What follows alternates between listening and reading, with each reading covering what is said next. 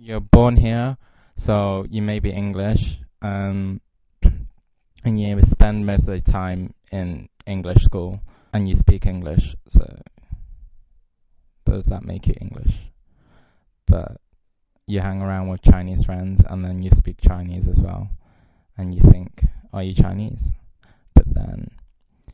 you're not really Chinese because you were born in England, so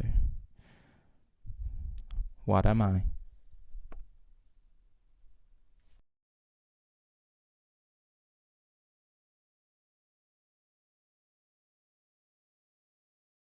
咁就去翻我媽咪個爹哋，即係我公公嗰一代啦。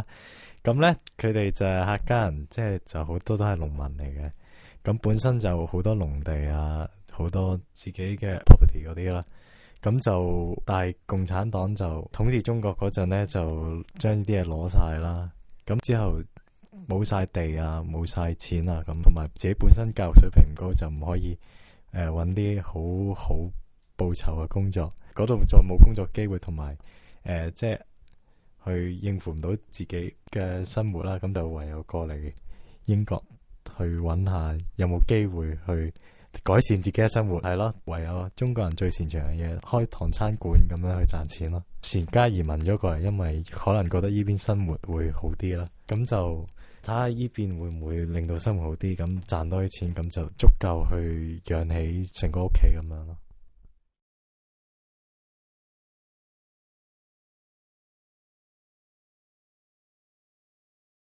最大影響就係青春期十幾歲嗰陣，禮拜六日咧就冇得好似其他朋友咁中意做乜做乜，同成班朋友一齊聚埋，同埋出去玩咁樣。因為要幫屋企人即係打理個生意啦，咁冇咗好多私人時間，禮拜六日就少咗好多機會去同朋友去 social 咁樣。即係作為一個移民嘅後代啦，覺得識朋友都係一個好大嘅問題。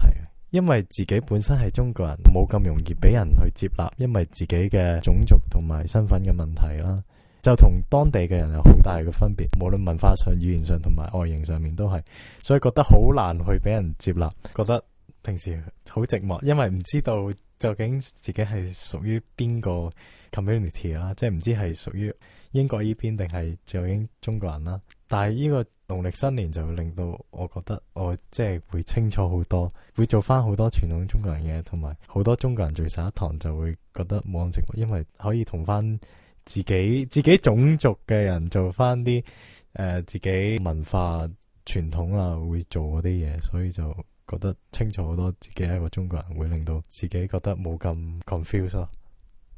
咁農曆新年會做好多傳統中國人喺新年會做嘅嘢啦，氣氛都會好特別，因為去到唐人街嗰度會見到好多唔同嘅裝飾啊，掛晒燈籠，寫晒好多揮春啊，咁你會好覺得即係你自己係一個好有中國特色咁樣咯。跟住同埋見到平時過年好多中國人都會全家人聚埋一齊，咁會覺得細個喺家鄉過年嗰陣就會有好多回憶，諗翻起喺自己家鄉嗰種氣氛，就會覺得自己即係尋根究底一個中國人嘅身份，就會覺得浮現晒出嚟啦。